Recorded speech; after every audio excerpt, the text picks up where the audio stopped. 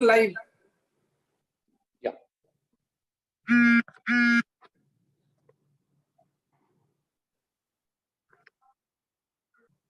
A very good afternoon to all the viewers and the webinar team. We are continuing with the session, the next session today. So far, we have completed a session on physics by a professor from Geetham University. So the session which we are going to have today is for political science by Mrs. Durga Malleshwari, postgraduate teacher in political science from Telangana Model School, Chevel. She has conducted so many sessions so far under the heading Union Judiciary, Union Government. She has already covered executive. Now, the session which she is going to conduct today is on Union Judiciary.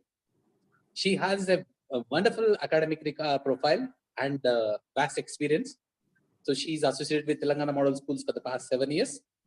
So the session which she is going to conduct today is on Union Judiciary. Over to Mrs. Durga Malleshwari for her session. Thank you, sir.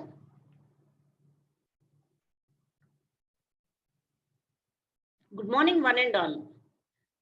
Let us start today's session with Plato's definition of justice. So do you remember, children, first year Plato's definition of justice? Justice is giving every man his due. It is a combination of reason, courage, appetite, and will in terms of the state. So once again, I repeat, children, justice is giving every man his due. It is a combination of reason, courage, appetite, and will in terms of the state. Do you remember, children, this we have learned in this definition in the first year. In India, which is a largest democratic country, how common people get justice? Who makes justice? Let us know in this session, children. And today's session is from chapter 3, Union Government, and the subtopic is Union Judiciary. And in this Union Judiciary, under Union Judiciary, we will be looking into Supreme Court of India.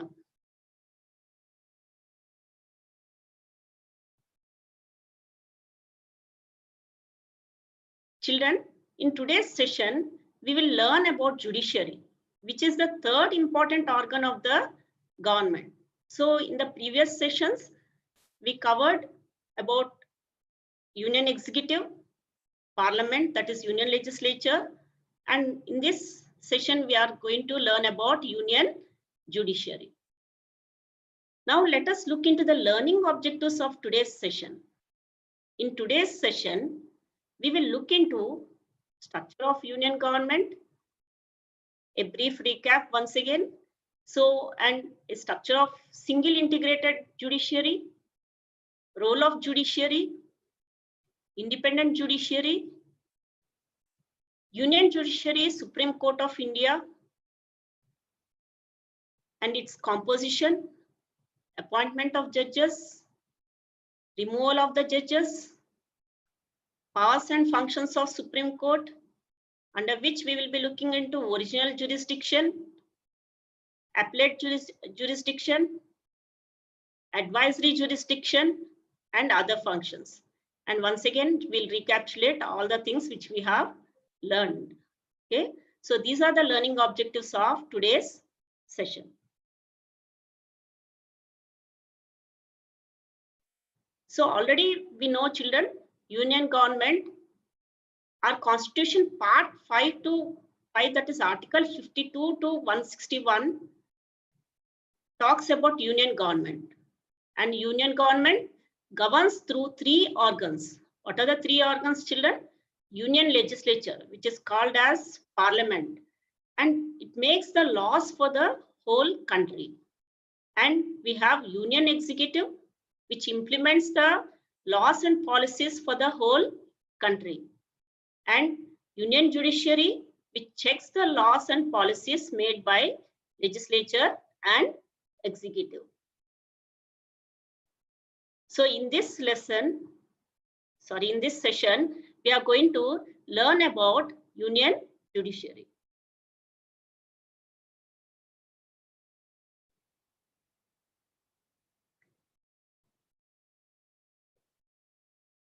Article 124 to 147 of our Constitution deals with judiciary. The Constitution of India provides for single integrated judicial system. This means that unlike other federal countries of the world, India doesn't have separate courts. So other federal countries like America has 2 courts, children. At state levels, but they have 1 court, and overall court, that is federal court, also they have.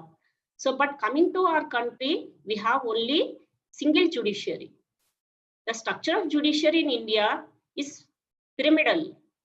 Okay, so the pyramid shape, you remember, no, children, with Supreme Court at the top, high courts at the state level, and subordinate courts at the district level.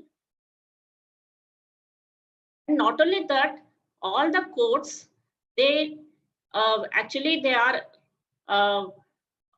abided by the Supreme Court decisions, children. That's why we call it as integrated judicial system. So, and we have single integrated and independent judiciary. So did you understand, children? Supreme Court is the apex court of our country, and under which we have high courts at the state level, and subordinate courts are at the district levels. So these are the 3 levels of courts which are functioning in our country.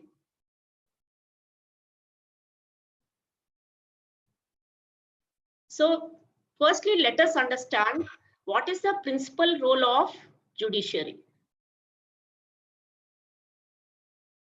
So in a society, children, disputes are bound to arise. So always there are disputes which arise between individuals, between groups, between common people and government also. All such disputes must be settled. So who is going to settle all these disputes, children? There is an independent body in accordance. Actually, it should settle the disputes in accordance with the principle of rule of law and make justice. And to make this justice, judiciary is the organ which resolves the disputes and make justice. Okay, so the very first principal role of judiciary is it solves the disputes and make the justice. And the very basic and unique feature which we have adopted, children, that is rule of law. Everyone knows what is rule of law. Rule of law is nothing but all are equal before the law. So it has to protect this ideal, that is rule of law. A poor person and a rich person should be treated equal, and the law should be equal for everyone, and everyone should get justice. So that is the main aim of judiciary.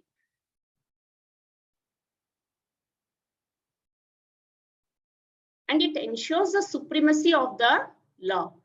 So, and supremacy of the law, which is the constitutional law, constitution will be safeguarded, children, and it laws, that is the supremacy of the law will be actually established.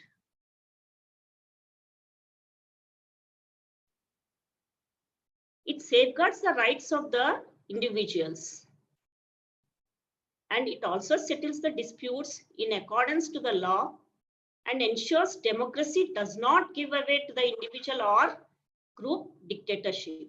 So, as is a democratic country, children, we should not give the democracy for just a selfish people or a group dictatorship. So, protecting our democracy and democratic ideals is very important, and judiciary sees that through its jurisdiction, the democracy is not lost to the dictatorship. So to fulfill all these functions, it is very essential that judiciary should be kept independent. So how can we make judiciary independent? Let us see, children. How is judiciary made independent?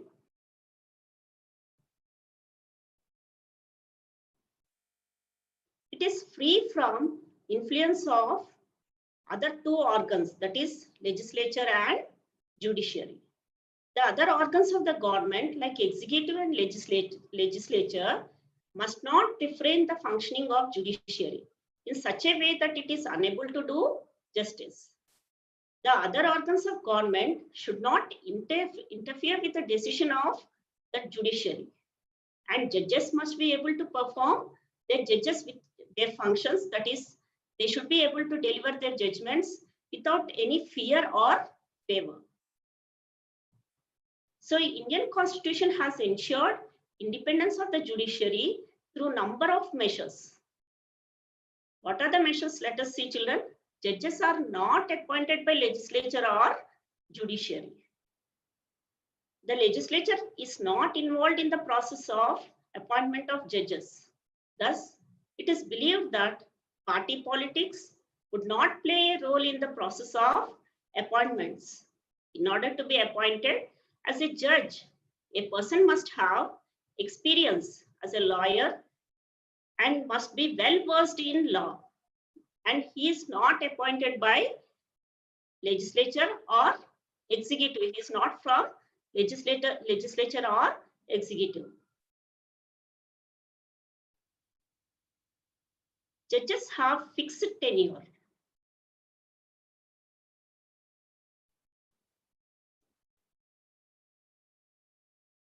Judges have fixed tenure. They hold office till reaching the age of retirement. Only in exceptional cases, judges may be removed, but otherwise they have security of tenure. Security of the tenure ensures the judges could function without fear or favor. So their tenure is fixed, children. So removal of judges is very difficult. We'll see that point also. Next point, that is removal of judges is very difficult, children. So Constitution prescribes a very difficult procedure for removal of judges.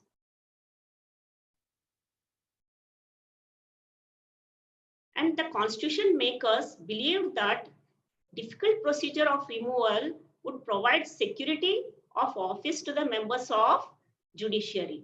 So why the removal of judges is almost just like the impeachment of president, children? They made it so difficult.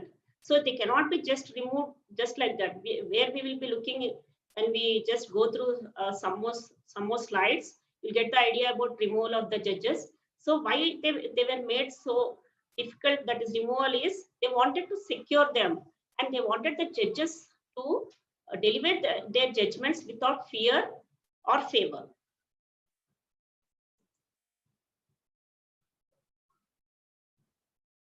Judiciary has a power to penalize those who are found guilty of contempt of the court. The actions and decisions of judges are immune from personal criticisms. So judiciary has a power to penalize children, those who are found guilty of contempt of the court. This authority of the court is seen as an effective protection to the judges from unfair criticism. Parliament cannot discuss the conduct of judges except when proceeding to remove a judge is being carried out. This gives the judiciary independence to educate without fear of being criticized. So in this way, judiciary is made independent, children. So these are the measures which are taken. So judiciary should be free from legislature and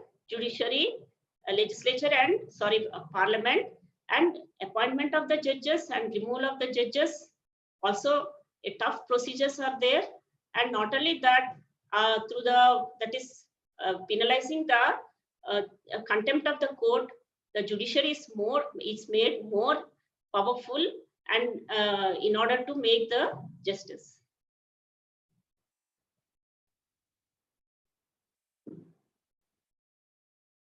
Now we will look into the Supreme Court, which is the apex court of our country. Article 124 of the Constitution talks about Supreme Court of India. The Supreme Court of India is in fact one of the powerful courts in the world. Right from 1950, the judiciary has played an important role in interpreting and protecting the Constitution.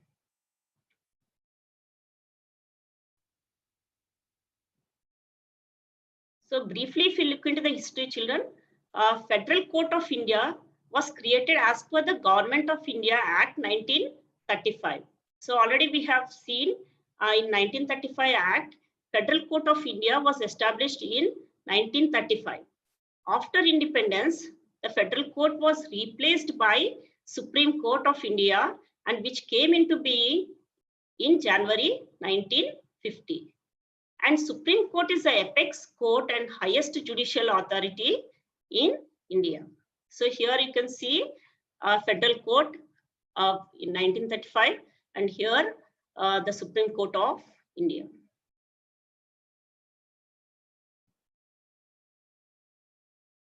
Now, let us see the composition of Supreme Court of India. According to the Constitution of 1950, Supreme Court had a Chief Justice of India and 7 judges. In 1950, when the Supreme Court was formed, it had only a Chief Justice of India and 7 judges still. But as the burden of say solving the cases have been more and more, the number of judges kept on increasing, children. And who can increase the number of judges in Supreme Court? Parliament can increase the number of judges through amendment. So it can increase the number of judges through amendment, children. So, and at present, Supreme Court strength is 34. That is, we have 1 CJI and 33 judges. Through Supreme Court amendment, which happened in 2019. So totally we are having how many, children? 34 judges. That is 1 CJI and 33 judges. And let us see who is our first CJI, that is Chief Justice of Independent India. So H.J. Kania was the first CJI, that is Chief Justice of India. And at present we have Sharad Arvind Bobde, at present CJI. He is the at present CJI, that is Arvind Bobde is the at present CJI. So now let us look into the appointment of judges. Article 124 of the Constitution prescribes the appointment of judges by President of India. Usually, the senior-most judge of the Supreme Court is appointed as CJI, that is Chief Justice of India. And further, the appointment of judges, the other judges of Supreme Court and High Court, are made on the suggestions of Collegium. So what is this Collegium, children? Collegium is nothing but a Chief Justice of India plus 5 senior judges. Okay.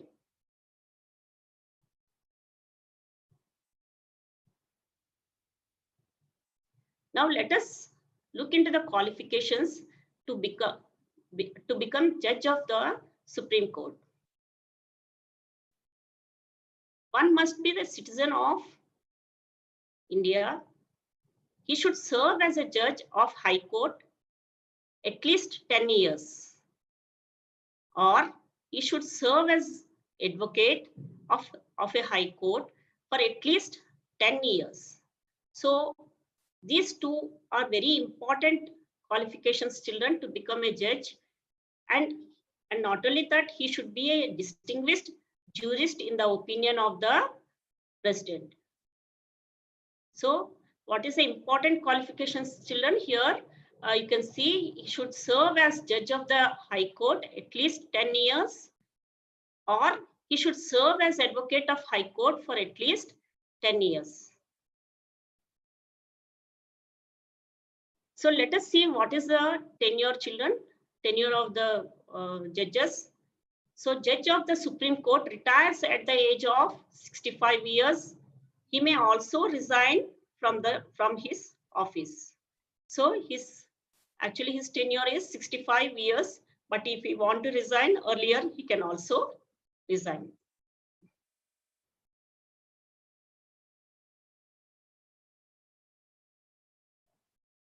So let us see removal of judges, children. Removal of judges of Supreme Court and High Courts is extremely difficult. A judge of the Supreme Court or High Court can be removed only on the grounds of proven misbehavior or incapacity. A motion containing the charges against the judge must be approved by special majority in both the houses of parliament. So what is this special majority, children? Special majority is 2/3 of members should pass the resolution in both the houses. Then only the president can remove the judges from the office.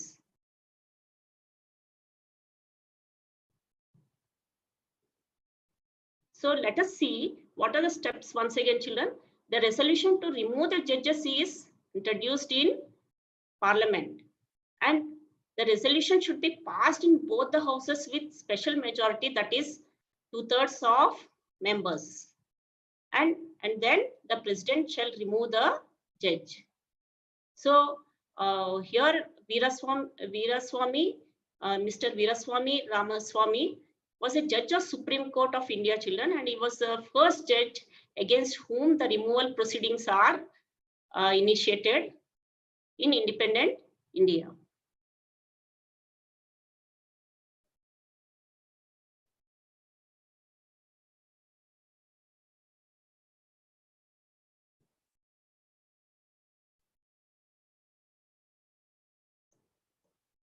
So here you can also see he was the first judge, but even some other judges also face this, like Soumitra Sen of Calcutta High Court, Justice P.D. Dinkaran, he was the Chief Justice of Sikkim High Court, and J.B.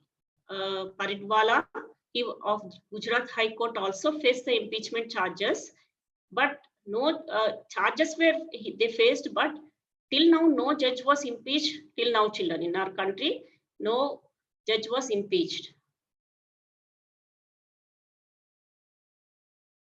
Now, let us look into the powers and functions of Supreme Court. Supreme Court has power of original jurisdiction, appellate jurisdiction, advisory jurisdiction, and it is a protector of fundamental rights. And it also has miscellaneous functions like court of record, contempt of the court, review of the judgment, guardian of the constitution, judicial review, and public interest litigation. So now let us learn these powers and functions elaborately, children. Original jurisdiction is actually prescribed in Article 131. Original jurisdiction means what, children? First of all, original jurisdiction means the cases that can be directly considered by Supreme Court without going to the lower courts before that. Okay, so they can directly consider that the Supreme Court itself tries to solve the disputes, children. The original jurisdiction of Supreme Court establishes itself as an empire in the disputes regarding the federal matters. So usually the disputes arise between states and center, and sometimes states and states. So we'll see, children. So Supreme Court settles the disputes arising between center versus one state or more states, and center and states versus other states. So, and state versus another state. So you can see that these actually federal matters, that is usually the disputes which arise between states and center, are taken up by directly by the Supreme Court. So here you can see the Kerala, actually Kerala has moved Supreme Court against Citizen Amendment Bill. So Citizen Amendment Bill, all of you are aware of that. Kerala was the first state, children, to move this Supreme Court against Citizenship Amendment Bill, stating that it is against the principle of secularism and invoking Article 131. So many times Actually, they try to invoke the courts under Article 32. Okay, but here you can see it is Article 131. So, and usually the disputes of interstate children, you can see after the bifurcation, we are having issues of river water sharing between Telangana and Andhra Pradesh. Even these issues are also taken up by the tribunals, that is river board tribunals of the apex court.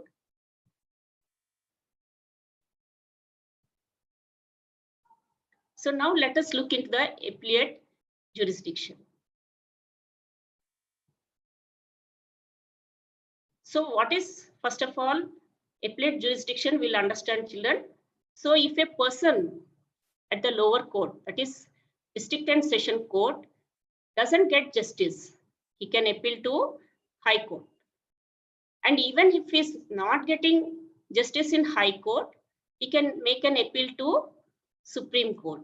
So, and Supreme Court is the highest court of appeal. That is, after that, we don't have any other court. Okay. So, what type of cases the Supreme Court will take up is constitutional cases, civil cases, and criminal cases. So, and of all these cases, actually, the High Court should make a, it is sure that it should certify that this court can be, that is, that it can make an appeal, that is High Court has to make an appeal, children.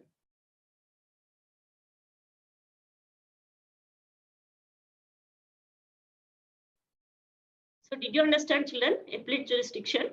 So once again, I'll just repeat. Supreme Court is the highest court of appeal. A person can appeal to the Supreme Court against the decisions of High Courts. However, High Courts must certify the case, is it fit for appeal or not? And it involves a serious matter of interpretation of law or constitution.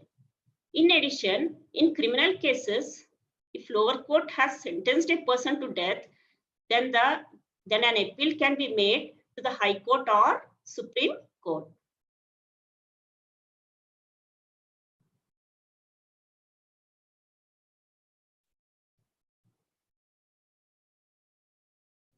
Okay. So now we will look into the advisory jurisdiction. In addition to original and appellate jurisdiction, the Supreme Court of India possesses advisory jurisdiction also. This means that the President of India can refer any matter that is of public importance or that which involves the interpretation of Constitution to the Supreme Court for advice. Okay, so here you can see the President of India can seek advice on any matter that is of public importance or that which involves the interpretation of Constitution from the Supreme Court.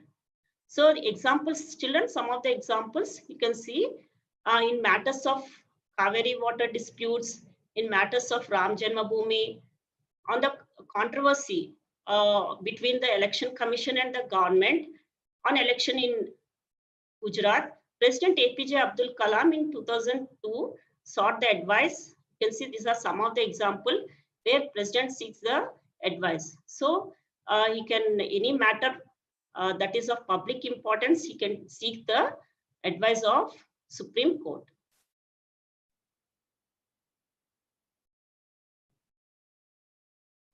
Supreme Court acts as a court of record. Apart from these three, children, that is original jurisdiction, appellate jurisdiction, and coming to the advisory jurisdiction, even it has some miscellaneous function. So let us look into this miscellaneous functions. Court of record. It maintains a court of record, children. So it acts as a court of record. The judgments of the Supreme Court are recorded and serves as a source of evidence for future cases. And also they serve as a reference guide to the high courts and subordinate courts. Okay. So all the judgments, judicial proceedings, all are recorded in the law books, children, and they become an important source for the high courts and subordinate courts.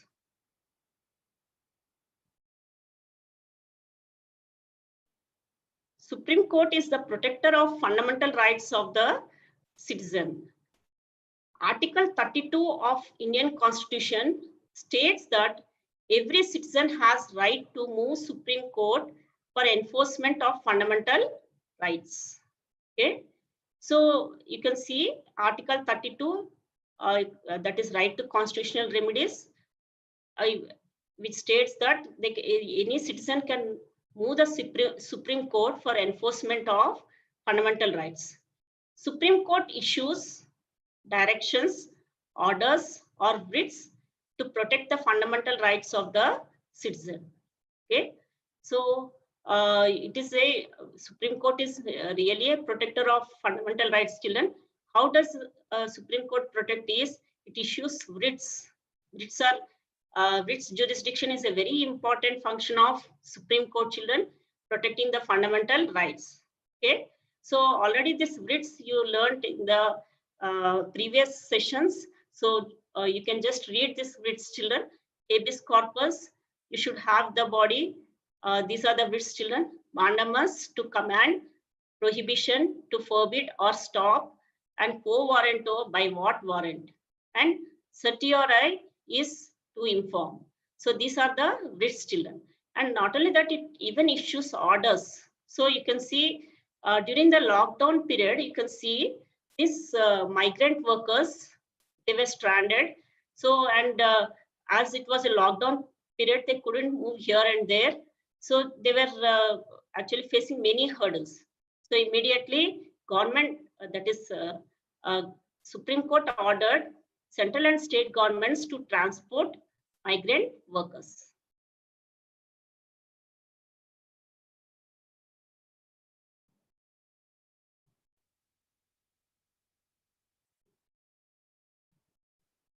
Supreme Court is a guardian of the Constitution. The Supreme Court of India is the guardian of the Constitution. It is the supreme and final interpreter of the Constitution. The Supreme Court verdict is respected and obeyed by all. So it is a final interpreter of the Constitution, children. What all verdicts it gives, it should be respected and obeyed by all. So one such cases which are very important, which have protected the basic structure of say our Constitution is, children, this Golaknath case and Keswanand Bharati case. These are the two important landmark cases which protected the basic structure of our Constitution.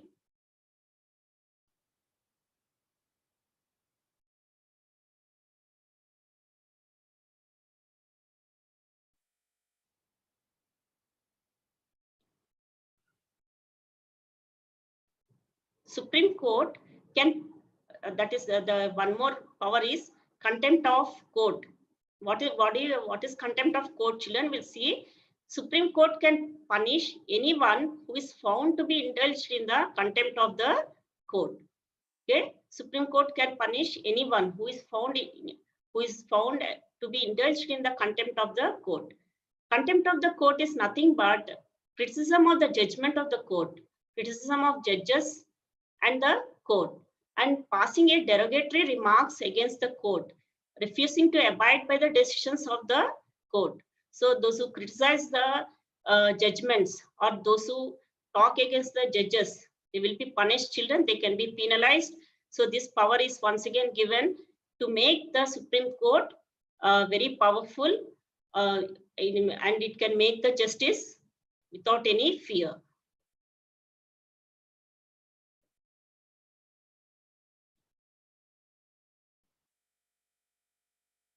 Judicial review is one more important function of Supreme Court, children. So what is this judicial review? Let us see. It is the most important power of Supreme Court. Okay, judicial review means the power of Supreme Court or High Courts to examine the constitutionality of the law, and if the court arrives at the conclusion that the law is inconsistent with the provisions of the Constitution, such law is declared as unconstitutional and inapplicable. And this term judicial review is nowhere mentioned in the Constitution. However, what we see is the fact that India has a written constitution and the Supreme Court can strike down a law that makes against the fundamental rights, implicits that Supreme Court has power of judicial review. So judicial review is a very important function of Supreme Court, children.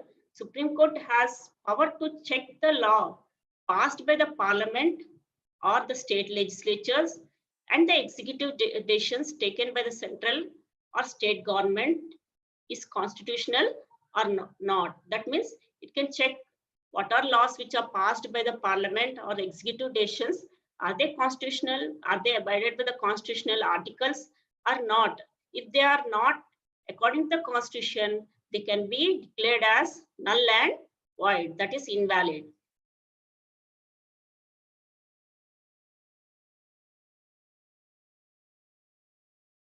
One more important function of Supreme Court is public interest litigation.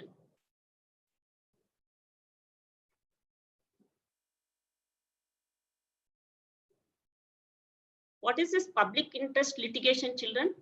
Public interest litigation in simple words means a litigation filed in the courts of the law for protection of public interest. Okay, so this is a litigation which is actually filed by the public, that is people for their public interest, children. So you can see here, even if a victim or affected parties not file the case, anyone from general public not involved in the case may file the litigation or lawsuit. It is the general public interest. So you can see that this PIL or public interest litigation can be filed by anyone. So who can file a public interest litigation, children? Anyone can file a public interest litigation. So this is actually helped establishing our fundamental rights, children. You can see many times during the construction of huge dams, you can see many of the people are displaced and they do not come out and file any suit or case against their fundamental rights. Actually, when they are displaced, actually you can see the basic fundamental right, that is right to live, has been violated. But out of fear or out of their poverty, they do not file the case, children. But anyone, any person that is an environmentalist or say a social activist, he files the case on behalf of these people. And this public interest litigation has helped in protecting the fundamental rights and bringing the oaths to this Supreme Court and correcting this Parliament once again regarding its decisions, children.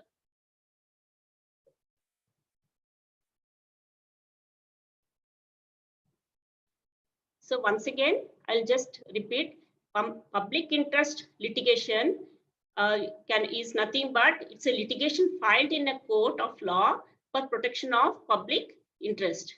Who can file the public interest litigation? In normal cases, it has been seen that aggravated party, that is victims, usually they actually file the suit. But here a person they file the suit, children. That person who should have an interest in the dispute, but in filing of the public interest litigation, there is no such condition. Any person can file public interest litigation.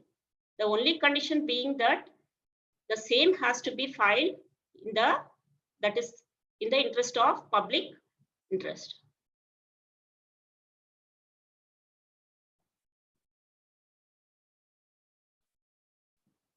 You can see here, children, how important the Supreme Court verdicts are. These are some of the newspaper clippings you can see here. So whenever a Supreme Court passes its statements or judgments, it comes in the very first page headlines, children. So that is the power of Supreme Court. So Supreme Court itself establishes itself as a more powerful organ.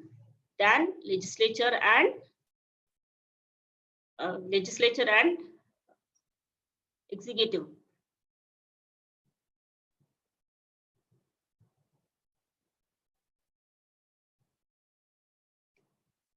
Children, here is a small quiz for you.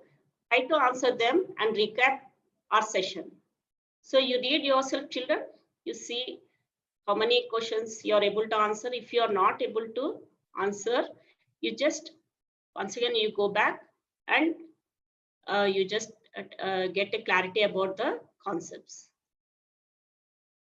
So let us briefly recap, children, what all we have learned in this session.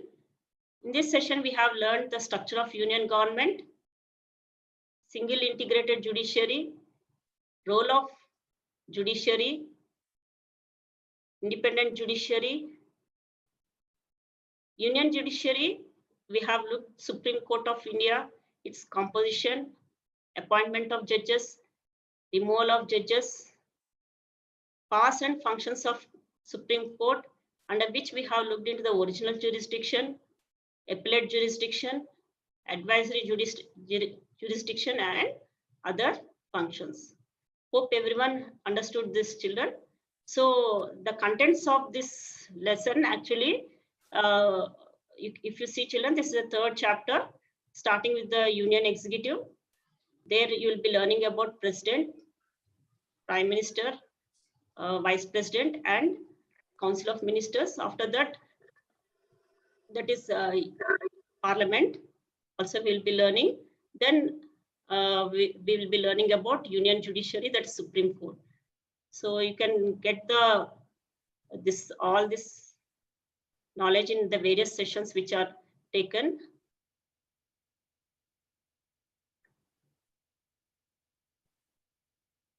So these are the frequently asked questions, children. Improve your learning.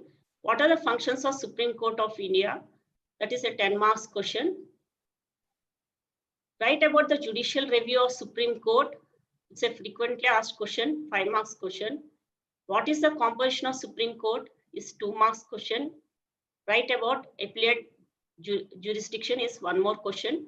So these are all the frequently asked questions. So prepare the notes, children, and try to understand the concepts properly. So, and I wholeheartedly thank various Google resources which help me with the information. So these are the attributions.